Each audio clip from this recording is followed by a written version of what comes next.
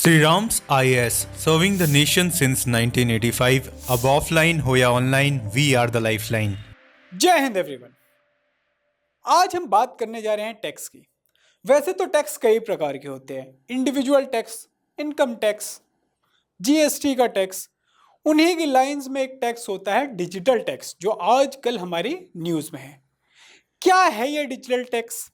क्यों digital tax की वजह से हमारी गवर्नमेंट प्रेशर में है? आइए समझने की कोशिश करते हैं इन रियलिटी ये डिजिटल टैक्स है क्या। तो सबसे पहले digital tax is nothing but a tax on earning. किसकी अर्निंग पे टैक्स है? ये अर्निंग है हमारी कॉर्पोरेट कंपनीज की, जो डिजिटल सर्विसेज प्रोवाइड कर रही हैं। ठीक है, अब आप देखोगे इंडिया में जो डिजिटल सर्विसेज प्रोवाइड कर रही हैं वो जनरली बड़ी बड़ी कंपनीज हैं। For example Google, Meta. ये कंपनीज एक प्लेटफॉर्म की तरह एक्ट करती हैं और वो प्लेटफॉर्म हमें बायर्स और सेलर्स को कनेक्ट कर रहा है। बट सिर्फ इस प्लेटफॉर्म की तरह एक्ट करने की वजह से इन कंपनीज का बहुत ज़्यादा मुनाफा होता है। क्या होता है? फॉर एग्जाम्पल, अगर मुझे अपनी ये जैकेट बेचनी है, सपोज मैं जैकेट का व्यापारी हूँ, एक ट्रेडर हूँ, तो मैंने एक ना गूगल ऐड चला दिया, मैंने इंस्टा ऐड चला दिया, मैंने फेसबुक ऐड चला दिया। अब आप देखो वो एक यूजर बेस के पास पहुंच गया। आपने बहुत बार इंस्टा फेसबुक पे देखा होगा ना, to purchase, click here, send a message, connect with us, ऐसा करके आता है ना। This is the something. तो जो इंस्टाग्राम या कोई भी सोशल मीडिया प्लेटफॉर्म है, फिनटेक कंपनीज है, फाइनेंशियल कंपनीज है, वो सिर्फ एक प्लेटफॉर्म की तरह एक्ट कर रही हैं। अब दो चीजें हो रही हैं, मैं अपना ऐड उन प्लेटफॉर्म्स पे चलाने के लिए इनको कर रहा हूं पेमेंट। ठीक है, अब इस पेमेंट को देखा गया, ऑब्जर्व किया गया कि यार ये कंपनी सिर्फ एक प्लेटफॉर्म दे रही है और इतना सारा पैसा लेके जा रही हैं। ठीक है, मैं अगर गूगल ऐड चला रहा हूं तो गूगल को पैसे दे रहा हूं ना मैं। इसको गवर्नमेंट ने देखा, यार तुम इंडियन पीपल से कमा रहे हो, बेचने वाला इंडियन, खरीदने वाला इंडियन, आपकी कमाई सिर्फ इस वजह से हो गई क्योंकि आपने पेमेंट लेने देने वालों को एक प्लेटफॉर्म पे कनेक्ट किया। तो हम लोगों ने कहा उसको इक्वलाइजेशन लेवाई या इक्वलाइजेशन टैक्स चार्ज करेंगे। डिजिटल टैक्स बोला, जो कंपनियां हमें पे करेंगी गवर्नमेंट को। क्यों? क्योंकि आप एक अच्छा अमाउंट इंडिया से अर्न कर रहे हो और इंडियन गवर्नमेंट को कुछ नहीं दे रहे हो। ठीक है, इन कंसेप्ट को हमने बोला डिजिटल टैक्स। ठीक है, अभी तक इंडिया में क्या था? 6% 2016 में चार्ज किया जा रहा था, 2% 2020 में। बट नाउ 2% तो हटा दिया गया, नाउ रिमेनिंग 6%। ऐसी बातचीत चली कि ट्रम्प साहब जब से ट्रम्प साहब आए हैं वो हमसे कह रहे हैं, hey guys you are charging us a lot, India is a tariff king. अगर आप टैरिफ किंग है और हमसे बहुत ज्यादा चार्ज कर रहे हैं तो मैं भी आपकी तरह ही बिहेव करूंगा, so I will reciprocal tariff you. तो जैसे हम बात करते हैं लीगल टर्म्स में ना कि यार तुम सही काम नहीं कर रहे, I will sue you, SUE, sue. Similarly Trump साहब कहते हैं आई विल टैरिफ यू, और I will tariff you is nothing but instrument of negotiations. तो ट्रम्प साहब ने बोला कि अप्रैल 2 से मैं इंडिया पे टैक्स बढ़ाने वाला हूं, तो तुम लोग अपना देख लो दोस्त, तुम्हारे साथ रिलेशन तो बहुत अच्छे हैं अपने, बट टैक्स तो लगेगा। क्यों? क्योंकि तुम गूगल टैक्स भी इतना चार्ज करते हो। तो अब हमारी गवर्नमेंट ने सोचा समझा, कहते हैं यार बात तो सही है, हम बेसिक कंस्ट्रक्ट ड्यूटीज भी बजट में कम किए और काफ़ी सारी चीज़ें कर रहे हैं, और हम देखेंगे हम ट्रम्प यानी यूएसए से चार्ज तो बहुत कर रहे हैं, तो किस किस एरिया में वो गुंजाइश है जिसपे हम एक तरह से बैक स्टेप ले सकें और थोड़ा सा ट्रेड का जो माहौल है वो बेहतर हो पाए। क्यों? क्योंकि ट्रम्प साहब अगर टैरिफ लगाते तो हमारा ट्रेड डाउन जाएगा, अगर ट्रेड डाउन जाएगा तो इकोनॉमी पे इंपैक्ट आएगा।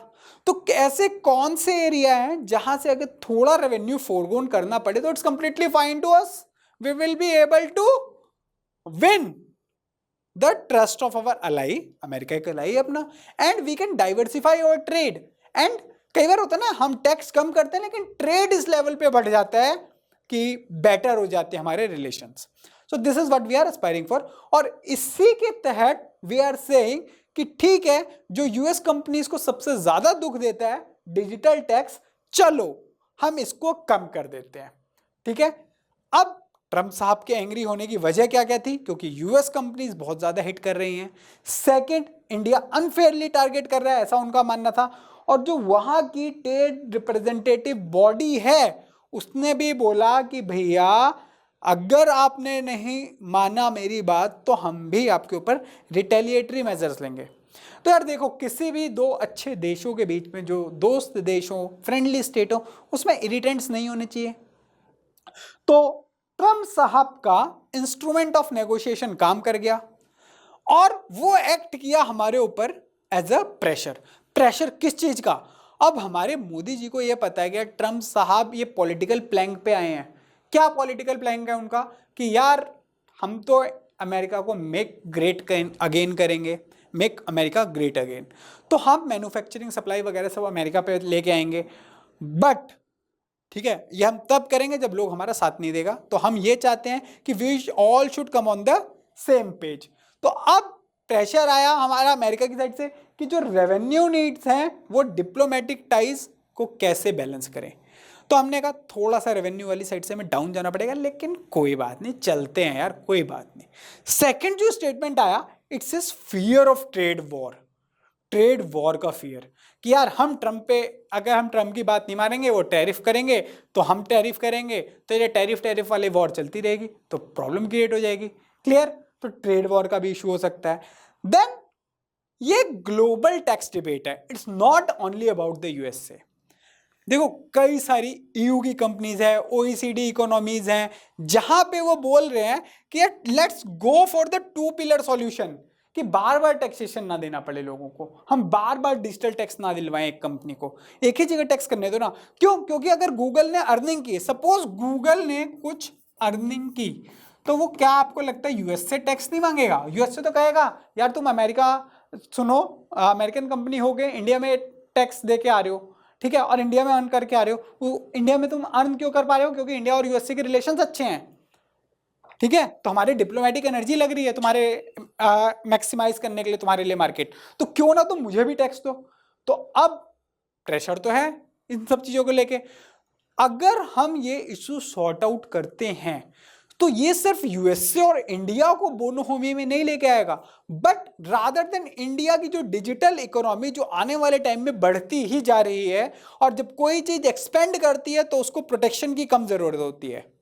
ठीक है, ये गवर्नमेंट ने हमारी बात समझी और डिजिटल टैक्स को अबॉलिश करने की बात की।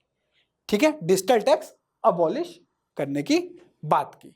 सो बेसिकली अगर आप देखोगे फ्यूचर क्या है इसका, सबसे पहला फ्यूचर दिख रहा है कि हाँ अब मुझे सिर्फ यूएसए के बारे में नहीं सोचना, ग्लोबल कंसेंसस बनाना है। तो यूएसए को भी सोचना पड़ेगा कि यार ये लोग इंडिया से पैसा इकट्ठा कर रहे हैं ना, तो क्यों ना थोड़ा पार्ट तो इंडिया को दे देते हैं, या कहीं और रियायत दे देते हैं, या टैरिफ वॉर नहीं करते उनके साथ।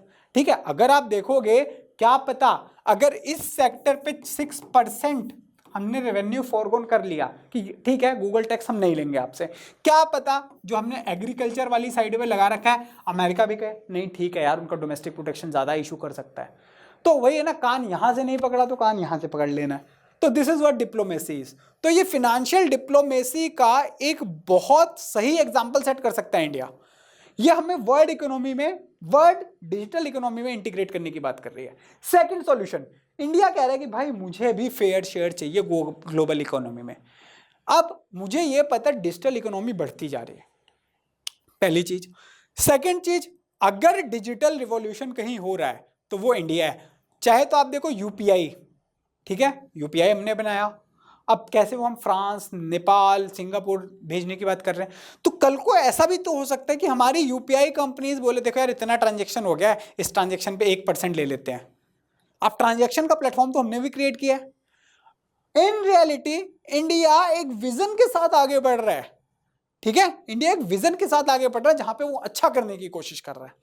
थर्ड पॉइंट, जब तक ये कंसेंसस नहीं बन सकता तो इसका कोई सॉल्यूशन भी नहीं है दोस्तों। चलेगा वही, क्या चलेगा? Pressure, policy and politics continues. तो ये प्रेशर चलता रहेगा, पॉलिटिक्स होती रहेगी और पॉलिसी कंटिन्यूटी में ऐसे ही चलती रहेगी। तो हमको क्या करना है? हमको वेट एंड वॉच करना है, हम क्या कर सकते थे, क्यों कर रहे हैं, ये सब हमने एनालाइज कर लिया इस वीडियो में। तो I hope with this video you are clear with what is digital tax and what this digital tax means to USA as well as India. अब डिजिटल टैक्स की कहानी यही खत्म करते हैं। That's all from my side. चलो then, bye bye, take care, all the best, जय हिंद।